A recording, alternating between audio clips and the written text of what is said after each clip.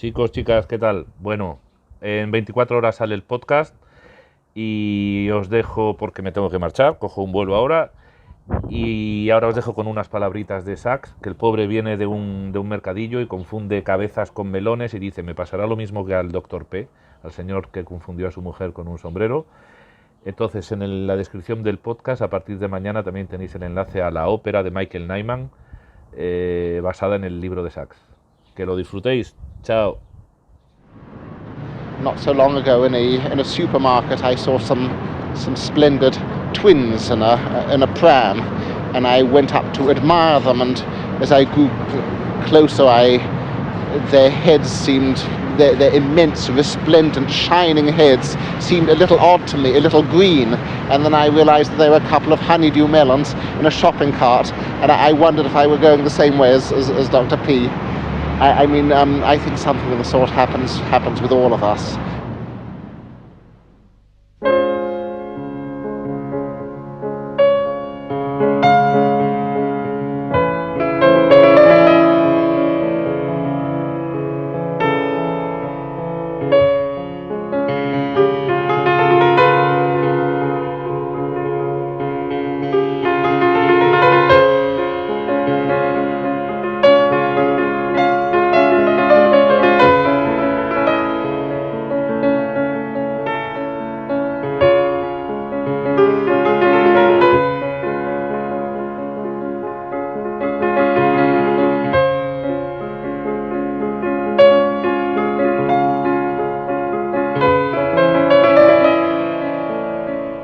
Neurology's favorite term is deficit. The word denotes impairment or incapacity of neurological function.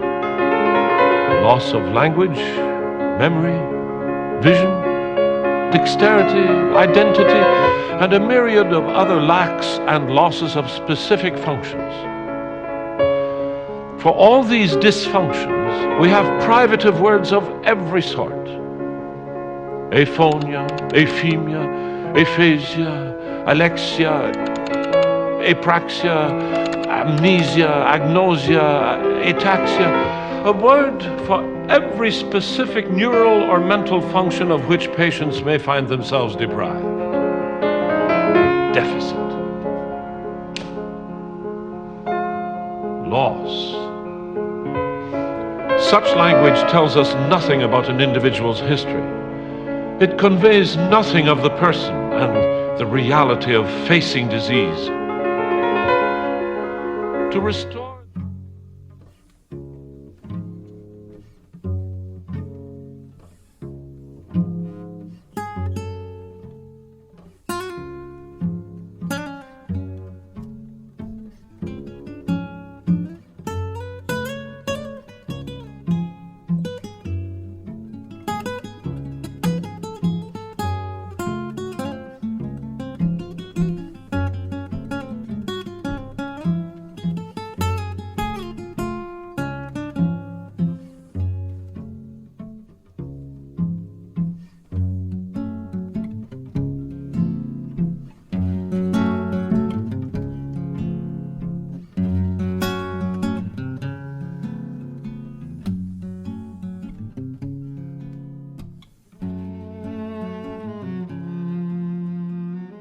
Bueno, doctor Sachs, me dijo, ya veo que le parezco a usted un caso interesante.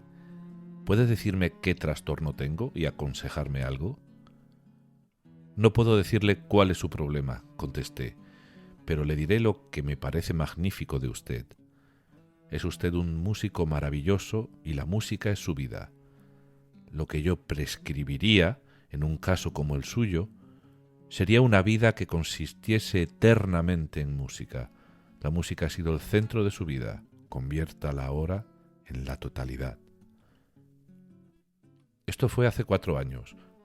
No volví a verlo más, pero me pregunté con frecuencia cómo captaría el mundo con aquella extraña pérdida de imagen, de visualidad y aquella conservación perfecta de un gran sentido musical. Creo que para él la música había ocupado el lugar de la imagen. No tenía ninguna imagen corporal, tenía una música corporal. Por eso podía desenvolverse y actuar con la facilidad con la que lo hacía. Pero si cesaba su música interior, se quedaba absolutamente desconcertado y paralizado.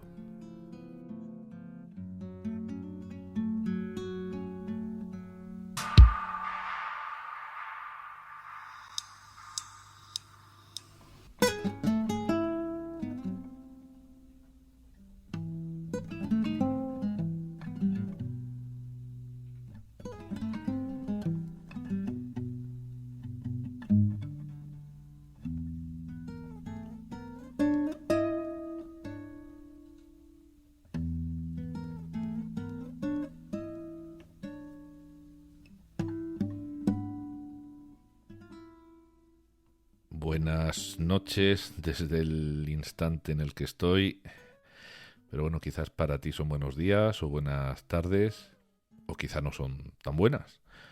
Ya sabes que esta fórmula de saludo es, además de una formalidad que nos hemos dado las personas, pues también es un deseo cuando nos dirigimos a alguien. Buenos días, buenas tardes o buenas noches, siempre es lo que decimos. Y a veces, a veces a pesar de que sabemos que las cosas no están tan bien para la persona a la que saludamos, o quizá para los dos. Buenos días, ¿no? También a pesar de la que está cayendo, solemos decir, ¿no es cierto? Al fin y al cabo lo que deseamos es que a pesar de todo podamos tener un momentito de luz, aunque sea solo en la chispa de este saludo. Y es que a veces una chispa es lo que necesitamos para que se incendie en nosotros otro estar, ¿no? Otra forma de sentir, otro semblante, a pesar de esos pesares.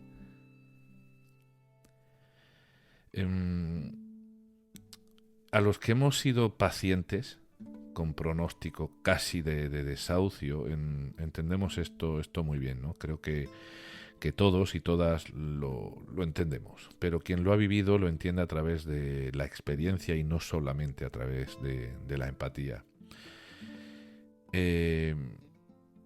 Como es el señor del texto con el que hemos comenzado el episodio.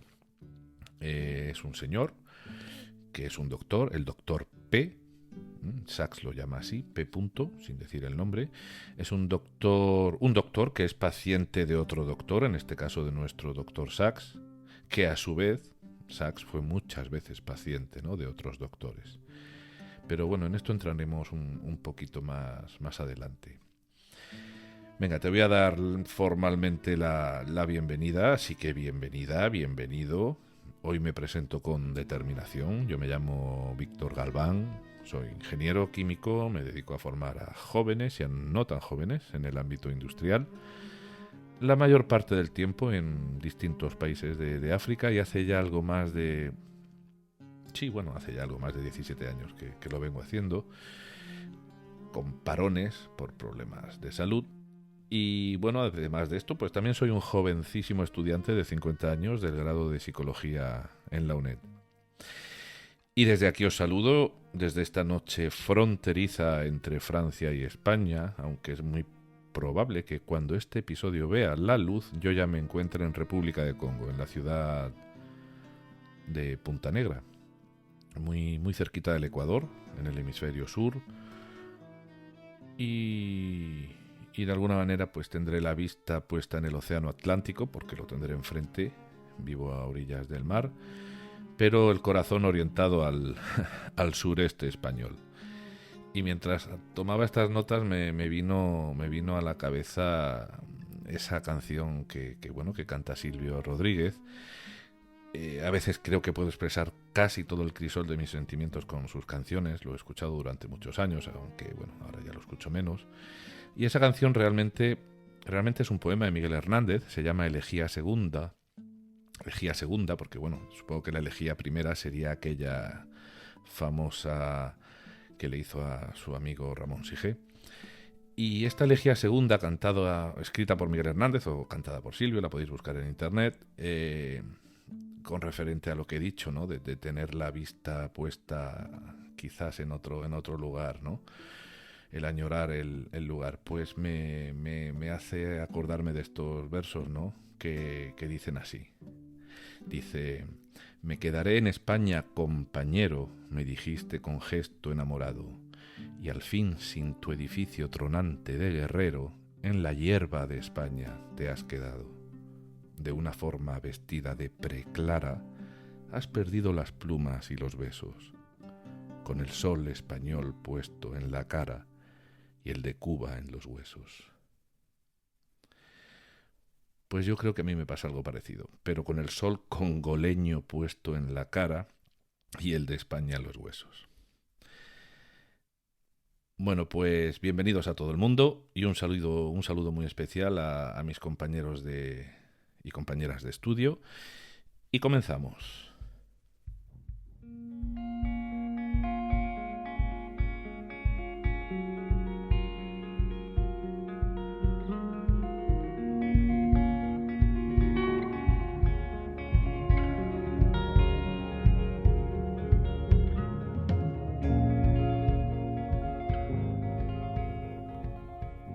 El episodio de hoy, como ya se ha adivinado por el título, trata sobre ese hombre que confundió a su mujer con un sombrero. Y este título, y yo digo, qué importante es ponerle un buen título a un libro, ¿verdad? Porque hay libros que se venden más por su título que por su contenido. Y yo pregunto, ¿será este bestseller de Sachs? ¿Este caso? ¿Se habrá vendido más por el título que por el contenido? Porque fue su primer bestseller. Pues eso dependerá de cada uno cuando lea el libro. Con casi todo el mundo con quien he hablado de este libro, incluido yo, coincido con lo que me han dicho y es que les ha encantado. Pero en 2 o 3 ocasiones he hablado con gente que me ha dicho que lo compró por la expectativa que le sugería el título y que al final no le llegó a sorprender tanto. Ya sabemos que cuando las expectativas están muy altas, pues es más fácil decepcionarse, ¿no? No sé si lo has leído. Si es así, podrías comentarnos lo que a ti te ocurrió, tanto con este libro como con cualquier otro, si quieres, que te atrayese por su título y que luego, pues, quizá no era lo que pensabas, ¿no? Bueno, como decía, este título, El hombre que confundió a su mujer con un sombrero, es a la vez título del libro, como también es título del primero de los casos que Sachs nos presenta en él, ¿no? Entonces he pensado que este episodio lo vamos a dividir en 2 partes a partir de esta presentación. La primera se la vamos a dedicar a su prefacio y su introducción, y la segunda parte, pues al caso en concreto, ¿no? Ya que el título y el caso llevan el mismo nombre. El resto de los casos, bueno, ya lo veremos más adelante, como siempre hacemos, ¿no? Siempre empezamos con el prólogo, quizá con un poquito más, y luego ya pues vamos entrando, ¿no? ¿Son los otros casos del libro menos interesantes? Pues hay de todo, y esto dependerá de cómo nos conectemos con la enfermedad o el desorden neurológico que estemos leyendo en las historias, ¿no? Hay casos muy cortitos y hay otros que son más largos, con el mismo quizá con más interés, ¿no? que el propio del hombre y el sombrero, ¿no? Aunque Sachs considera este el caso más relevante del libro. La verdad es que no tenía preparado, porque no lo tenía preparado, pero ha coincidido, ¿no? Y es que Sachs ha coincidido, porque Sachs nos introduce en este libro una vez más a través de Luria y de la importancia de la narrativa. Digo que no lo tenía preparado porque este tema lo hemos tratado en episodios anteriores, concretamente en el anterior y creo que en el anterior, ¿no? Y bueno, siempre tengo en mente de qué va a tratar el episodio que vendrá después del que me encuentro realizando en ese momento, pero sin entrar demasiado en el libro, ¿no? Y lo que hago es que luego ya entro, recuerdo sus detalles y es cuando me pongo a trabajarlo. Y ahora me doy cuenta de que este libro, una vez más, pone el dedo en lo que, por otro lado, pues es la razón de ser de quien se sienta a escribir, ¿no? o concretamente Sachs, ¿no? Que es esta sobre lo que todo gira, ¿no? Que es la identidad, la narrativa, etcétera, etcétera, ¿no? Y digo que se sienta a escribir porque hay veces que el pobre pues escribió de pie cuando le atacó la ciática y los dolores, y ya con más edad. Bueno, pues, ¿qué hace Sachs? Sachs saca un poco de su modestia y nos dice que no cree que él sea un dramaturgo, pero que le fascina por igual lo científico y lo romántico. Todo esto estamos ya centrados en el prólogo, o sea, en las introducciones, ¿no?, del libro. Y bueno, y es que Luria le llamó así, ¿no?, a lo que él mismo hacía, ¿no?, esa medicina o esa medicina literaria, ¿no?, esa medicina romántica, ¿no?, recuperada de siglos pasados, esa medicina romántica que se refleja en las historias de vida o de casos. Lo hemos comentado ya en alguna ocasión, y siempre, bueno, hemos puesto el ejemplo y lo ponemos una vez más de que, bueno, un informe médico aséptico en el rigor no parece ser que no hay un sujeto, ¿verdad? O por lo menos no hay un sujeto con alma, al menos no un sujeto más allá de su función instrumental, ¿no?, la función de ese informe. Y Sachs en este prólogo nos pone un ejemplo, ¿no?, abro comillas, y él dice: hembra albina trisómica de 21, ¿vale? Y cierro comillas, diciéndonos que, bueno, que esta frase pues podría aplicarse de la misma manera a una rata que a un ser humano.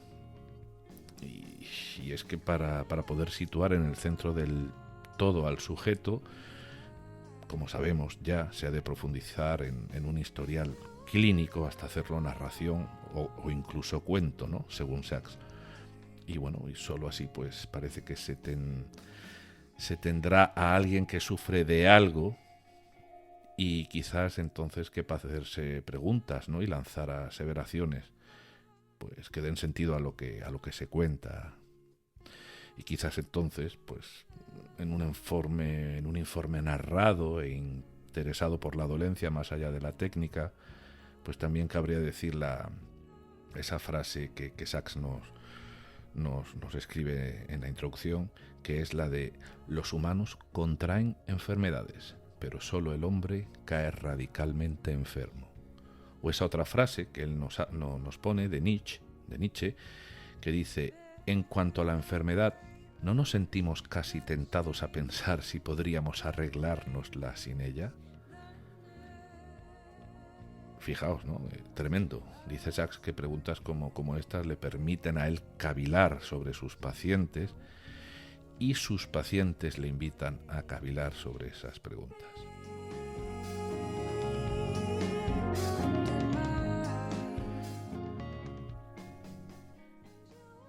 ¿Has visto alguna vez preguntas y planteamientos de este tipo, ¿no?, como los que acabo de comentar en tus informes médicos, en los que hacen tus doctores sobre tus males? Y bueno, uno podría pensar que si el informe, por ejemplo, trata de la operación de un menisco o de una prótesis de cadera, pues, oye, pues no cabe entrar en este campo del romanticismo, ¿no? Puede ser que no, y seguramente pues esté fuera de lugar. Pero estoy seguro de que si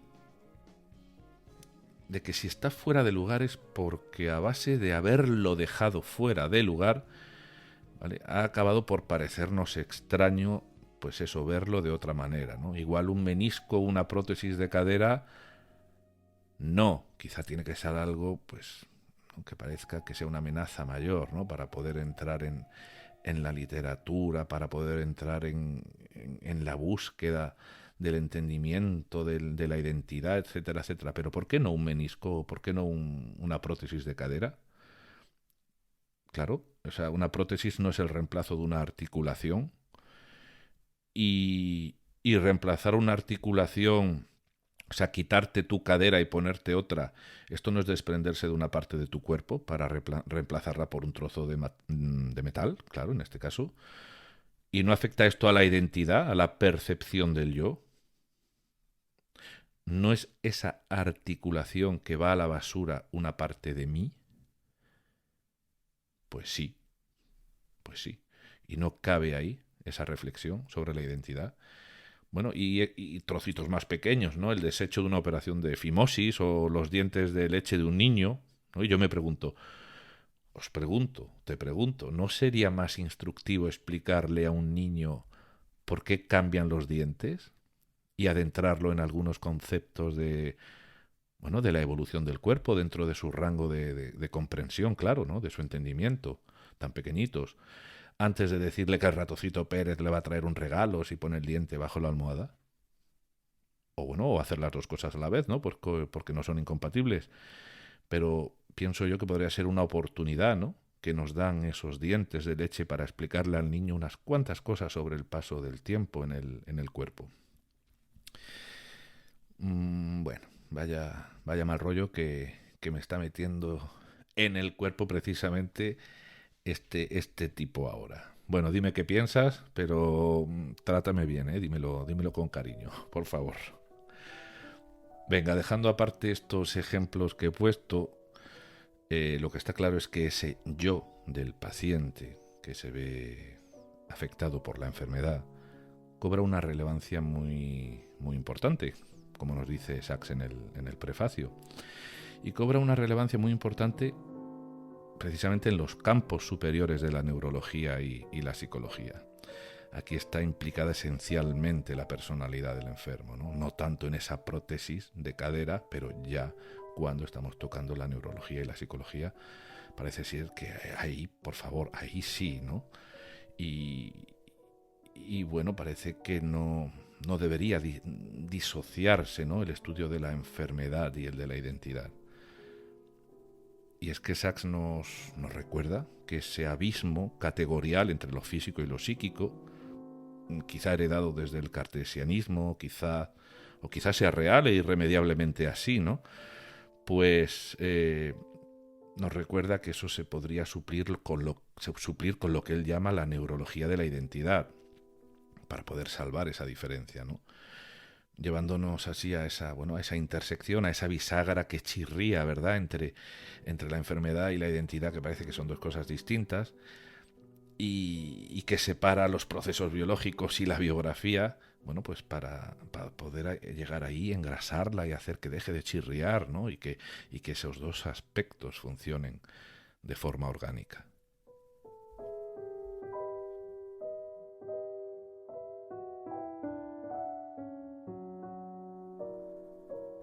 Y ahora unas palabritas de Sachs, que voy a entrecomillar, y dice así: la tradición de relatos clínicos ricos en contenido humano conoció un gran auge en el siglo XIX y luego decayó con la aparición de una ciencia neurológica impersonal.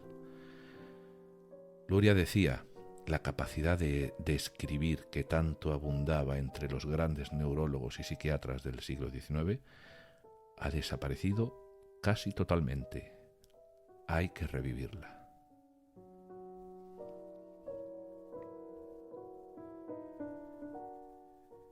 Bueno, y para ir saliendo del prólogo de este libro, que por cierto se publicó en 1985 en inglés, hay que decir que algunas de sus historias, ¿vale?, de las historias que contiene el libro, ya habían salido publicadas en revistas como el New York Review of Books, en el London Review of Books, en The Science también, entre los años 81 y 85, pero que el resto de historias, o sea, otro buen puñado de historias que contiene el libro, eran inéditas en aquel momento y por lo tanto aparecen en el libro por primera vez. Y bueno, precisamente una de esas historias inéditas es la que lleva por título El hombre que confundió a su mujer con un sombrero, y que vamos a abordar enseguida.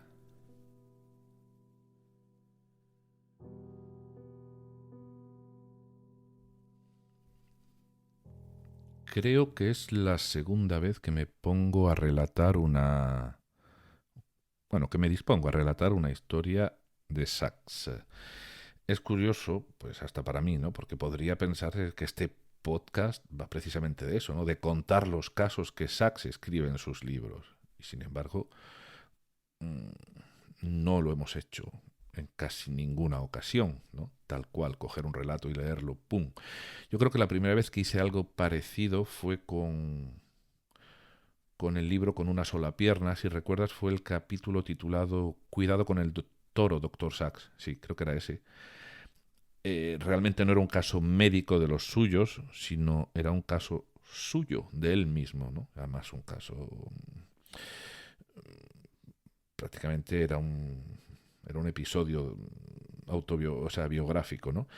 Ahí intenté hacer un ejercicio dramatizado en donde yo le hablaba a él, usando su propio texto y casi que sus propias palabras, salvo cuando le lanzaba preguntas, ¿no? Preguntas propias mías a Sachs, ¿no? Y bueno, ahora me toca contar un caso que en realidad lo mejor que podría hacer es dejaros que lo leyeseis vosotros y dejarme de pamplinas, pero bueno, lo que haré será daros a conocer el caso, no con demasiados detalles, y bueno, pues con algunas de mis consideraciones y con la intención de que vayas a buscar tú el libro y acabes leyéndolo tú, ¿no? Espero que este caso de ahora pues me sirva un poco de ensayo para encontrar mi forma de contaros todos los que están por venir, ¿no? Sin caer en los lugares comunes del relato relatado.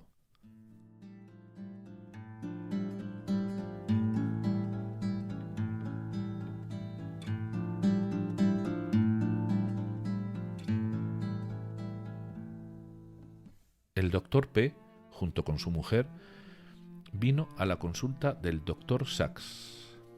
El doctor P era un músico distinguido y también había sido famoso como cantante.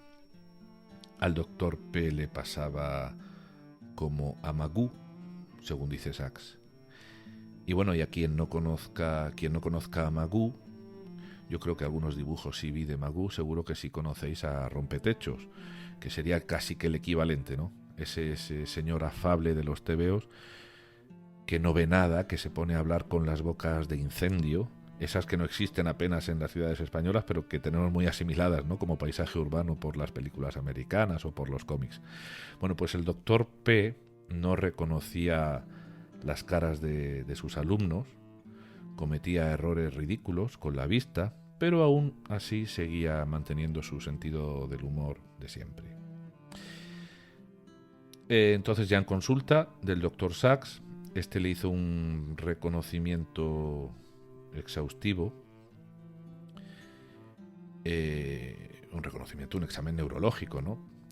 Entonces, bueno, pues miró su potencia muscular, su coordinación, sus reflejos, el tono de su musculatura, etcétera, y todo parecía que estaba bien, salvo por lo que correspondía al lado izquierdo.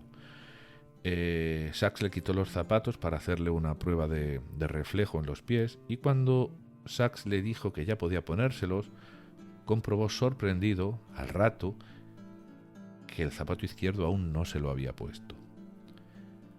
¿Quiere que le ayude?, le preguntó Sachs. ¿Ayudarme a qué? ¿Ayudar a quién?, le preguntó el doctor P. Sachs le dijo que el zapato izquierdo no lo tenía puesto, y el doctor P miró hacia abajo, en donde estaba el zapato, pero no parecía verlo. Le preguntó a Sachs, señalando a su propio pie: «Este es el zapato, ¿verdad?» «No lo es. Ese es el pie. El zapato está ahí». «Ah, creía que ese era el pie». Bueno, pues además de esto, Sachs le sacó una revista, un ejemplar de la National Geographic, y le enseñó unas páginas con unas fotos. Y bueno, los ojos del doctor P iban, según Sachs, de un detalle a otro, reconociendo cosas concretas, pero no percibía la escena en su conjunto. Entonces hubo una foto que estaba compuesta solamente por unas dunas del Sáhara, y Sachs le preguntó qué veía.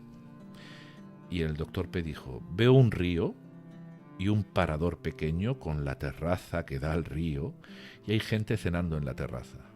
Y veo unas cuantas sombrillas de colores». Imagínate, el doctor Sachs estaba muy, muy mosqueado. Bueno, pues hubo un momento en que el doctor P consideró que ya la visita terminaba que ya estaba terminando, y empezó a prepararse para dejar la consulta, y a todo esto empezó a buscar su sombrero y acabó agarrando a su esposa de la cabeza e intentar ponérsela encima de la suya. Bueno, pues el doctor P y su esposa dejaron la consulta y Sachs se preguntó que cómo era posible que fuese capaz este hombre de confundir la cabeza de su mujer con un sombrero y a la vez dar clases de música en la escuela de música. Así que para Sachs aquella consulta no había terminado y decidió que iría a casa del doctor P a seguir examinándolo en su ambiente familiar. Yo no me lo imagino. ¿Te imaginas tú hoy en día que un especialista que no se quede convencido de la exploración que te ha hecho de vueltas a la cabeza y decida ir a visitarte a tu casa para seguir indagando en el problema? Yo no lo he visto nunca. No creo que eso exista a día de hoy. Bueno, pues pasaron, unos días, unas semanas, y allí fue Sachs fue a casa del Dr. P y llevaba unas partituras de Schumann, porque sabía que al Dr. P le gustaba Schumann. Entonces llegó a casa del Dr. P y Sachs le dijo que a ver si podían tocar las partituras. El Dr. P le dijo que él no podía ya leer música y que fuera el propio Sachs quien tocase, porque Sachs sabía tocar el piano, y que él mismo, el Dr. P, cantaría, ¿no? Sachs nos comenta que era un cantante excepcional, con una voz y un oído perfectos. De hecho, voy a hacer aquí un paréntesis, antes de que se me olvide, porque creo que no lo tengo ni anotado, sobre esta obra, o sea, sobre este relato. Se ha hecho, no sé si han hecho dos obras de teatro o una, no lo recuerdo. Voy a buscarlas en internet y os los pondré en el enlace, ¿de acuerdo? Y creo que había alguna curiosidad por ahí que no recuerdo ahora muy bien, pero buscaré cuando vaya a publicar esto. Y si encuentro algo interesante os lo escribiré en la descripción, ¿vale? Pero os dejaré el enlace que será un enlace a YouTube para que podáis ver esta obra de teatro. Y esta curiosidad que no me atrevo a decirla, voy a verificarla y si es cierto lo que pienso, si no me falla la memoria, pues os la describiré, ¿vale? Os la pondré en la descripción al lado del enlace. Bueno, pues Sachs nos cuenta que era un cantante excepcional con una voz y un oído perfectos. Después de la sesión de canto, lo que hizo Sachs fue sacar una serie de figuras geométricas para que el Dr. P las nombrase. Y lo hizo sin problema alguno. Nombró el cubo, nombró el dodecaedro, el icosaedro. Y luego Sachs sacó una baraja de cartas. Y nada, el Dr. P pudo identificar las jotas, las reinas, los reyes, todo, ¿no? Sin ningún problema. Pero claro, Sachs sabía que había algo que no funcionaba, ¿no? Y pensó que hasta ahora todo lo que se trataba de figuras abstractas, ¿no? Y dibujos estilizados que de alguna manera se podían reconocer pues por ciertas pautas o posturas o detalles aislados, pues parecía que el Dr. P se defendía bien con ellos, ¿no? Entonces lo que hicieron fue encender la tele y en ese momento estaban dando una película de Bette Davis y pues el Dr. P no reconoció a la actriz. Sachs lo vio raro, pero también pensó que podría ser que no conociese a la actriz, ¿no? Aunque todo el mundo conoce a Bette Davis. Entonces dejaron la tele de lado y se acercaron a las paredes del salón en donde había fotos de familiares y lo que hasta ahora podría haber sido pues hasta divertido se convirtió en un drama para el Dr. Sachs, pues se dio cuenta que el Dr. P no llegó a reconocer a nadie, ni a amigos, ni a familiares, ni a exalumnos, ni a sí mismo. Sí reconoció a Einstein, pero por su gran bigote, no por su cara en conjunto.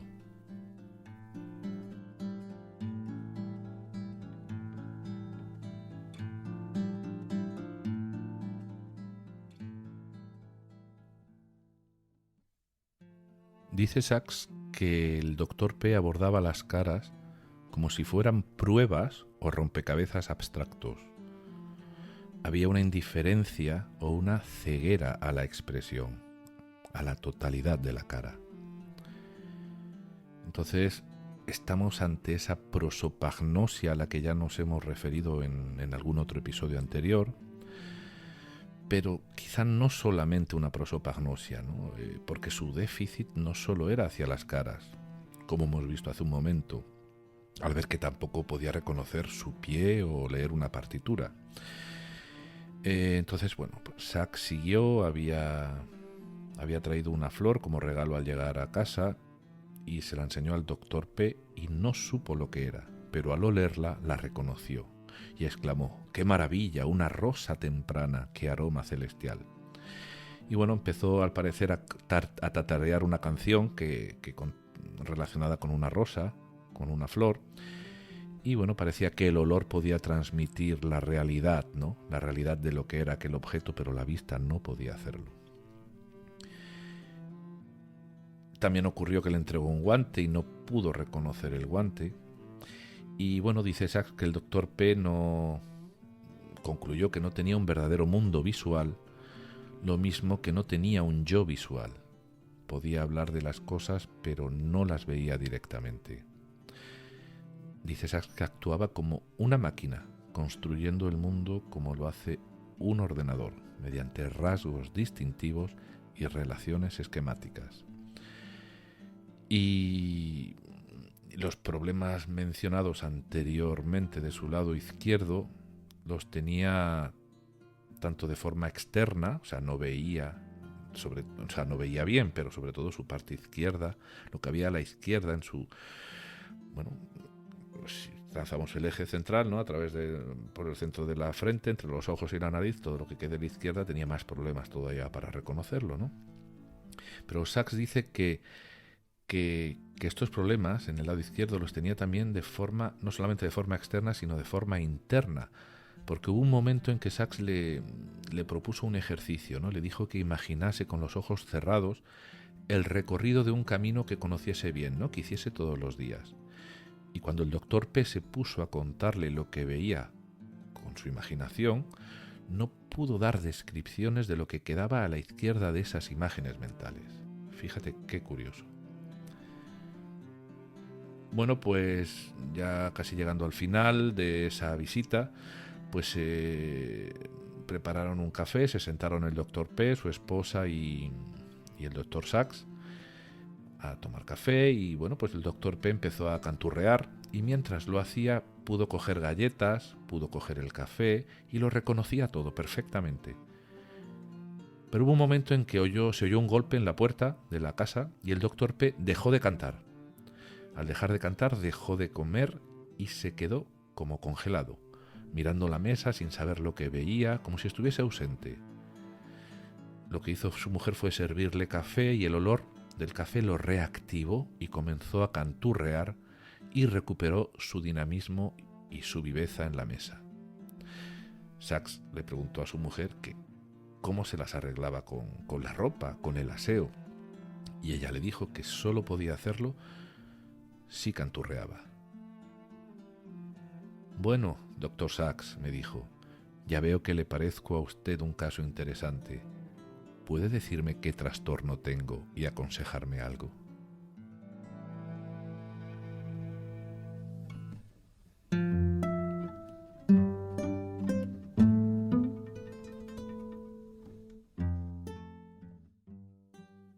Bueno, Sachs nos recuerda que casos como el del Dr. P ponen en entredicho las bases mismas de uno de los axiomas más enraizados en la neurología clásica, que es la idea de que cualquier lesión cerebral reduce o elimina la actitud abstracta y categórica, reduciendo al individuo a lo emotivo y a lo concreto. Sin embargo, en el caso del Dr. P, se ve lo opuesto a esto. Y cito textualmente, abro comillas. Dice Sachs, se ve a un hombre que ha perdido el todo, aunque solo en la esfera de lo visual. Lo emotivo, lo concreto, lo personal, lo real, y ha quedado reducido, digamos, a lo abstracto y categorial, con consecuencias particularmente disparatadas. Cierro comillas. Bueno, pues no he contado toda la historia, ni todas las consideraciones. Bueno, el resumen de la historia está ahí, ¿no? Pero no he contado todas las consideraciones médicas o neurológicas que Sachs nos cuenta en este relato, ¿no? Al final, justamente del relato, Sachs hace unas consideraciones sobre la identidad, pero sobre todo las hace sobre el juicio, ¿no? Algo que él considera que debería ser pues la primera facultad de la vida superior o de la mente, ¿no? Y sin embargo, según él, la neurología clásica, la computacional, la ignora, ¿no? O la interpreta erróneamente. Entonces os voy a dejar que leáis esta historia si queréis y que sobre todo reflexionéis con Sachs a este respecto, ¿no? Porque son unas páginas finales muy interesantes, ¿no? las de este caso. Yo me lo he preguntado varias veces y bueno, conforme voy leyendo, voy avanzando en mis estudios, pues voy encontrando también respuestas, ¿no? Pero ¿no te has preguntado por qué un desajuste neurológico, ¿no? Un trastorno, un mal funcionamiento de los neurotransmisores provoca déficits, sufrimientos, retrasos, depresiones, tendencias suicidas, ¿no? Y en definitiva comportamientos desadaptativos? O sea, y voy a hacer una pregunta que podría ser una gran tontería, pero no lo es, ¿no? Los desajustes neurológicos no pueden producir comportamientos que consistan en excesos, por ejemplo, excesos de muestras de amor, excesos de buenas acciones, obsesionarnos o tener obsesiones enfermizas por hacer el bien, y no que todo parece que está en el ámbito de lo negativo cuando hay un desajuste. Pues bueno, parece ser que sí, pero bueno, no de esta manera tan romántica como yo te lo he propuesto, como lo he propuesto aquí, ¿no? Es cierto que hay casos que salen también de lo que es neuronormativo, ¿no? Como los casos de memorias prodigiosas o niños con altísimas capacidades, pero bueno, hasta esto está sometido a un peaje, ¿no? Hasta por esto hay que pagar un alto precio, ¿no? Precisamente porque presenta una desviación de la norma. Y además la presenta en los dos sentidos. En el propiamente fisiológico, pues hay otras funciones que se pueden ver mermadas por estas excepcionalidades, ¿no? Pero también hay un peaje a pagar en lo social, ¿no? Al cometer estos excesos, porque sobre todo si se manifiestan en conductas molestas hacia los demás.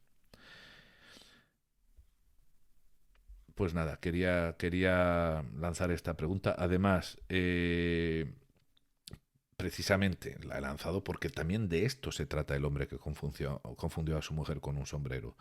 No solamente trata de déficits, ¿vale? Como la falta de esa visión del doctor P, sino que también tiene un apartado el libro que trata lo que Sachs llama las enfermedades efervescentes o fructíferas, ¿no? En donde prevalece el prefijo hiper, o sea, hacer más, ser más, y no el hipo, ¿no? Que sería el que está relacionado más con los déficits.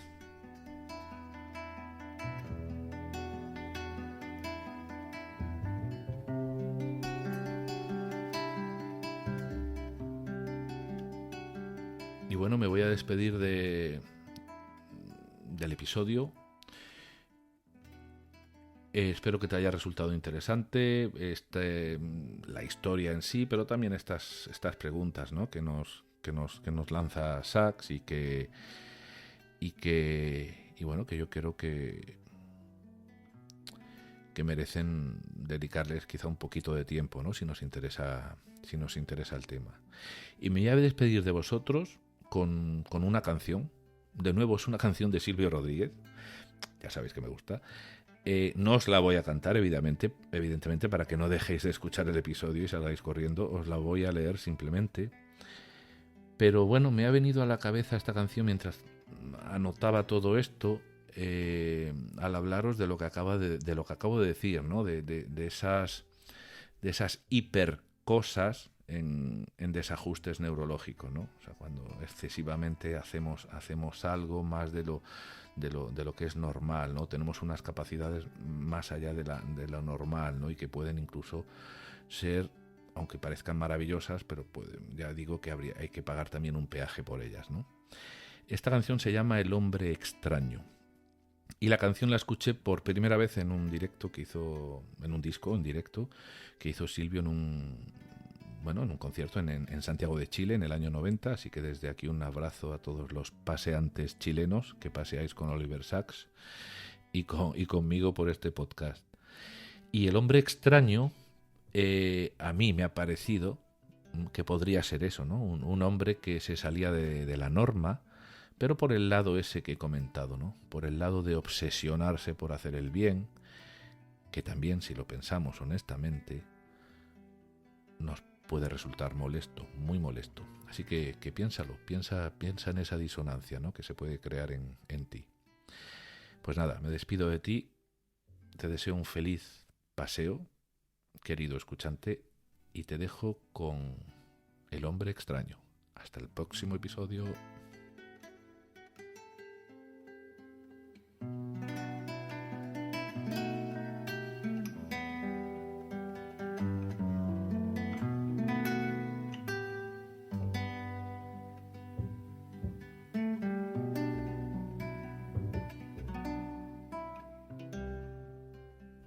Era extraño aquel hombre, o por tal lo tomaron, porque besaba todo lo que hallaba a su paso, lo que hallaba a su paso. Besaba a las personas, al perro, al mobiliario, y mordía dulcemente la ventana de un cuarto, la ventana de un cuarto. Cuando salía a la calle, le iba besando al barrio, las esquinas, aceras, portales y mercados. Y en las noches de cine, también las de teatro, besaba su butaca y las de sus costados.